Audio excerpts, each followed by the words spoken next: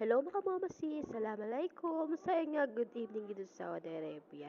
So ayun nga guys, yung alaga ko nagpapalalagay ng ng nail art sa kanyang daliri. So ayan nga guys, kita niyo naman kung gaano kaganda nung papalagay niya na na artificial na palagay sa kuko. So ayan nga guys, habang ginagawa ko nga sa kanya yun guys, is tuwang-tuwa yung mga alaga ko. Kasi nga, alam nila na magbibideo na naman ako guys. Kaya ayan nga si Senet, sinasabi niya ng hello guys, ng hello guys. Kasi nga akala niya, ipaparinig ko sa inyo yung iniimik nila. Hindi nila alam kasi is lagi ako naka-audio record. So, pasensya na guys kung shy type ako magsalita sa camera kasi pasensya na rin at sira ang aking phone. Kaya ang ginagawa ko lagi ay audio record.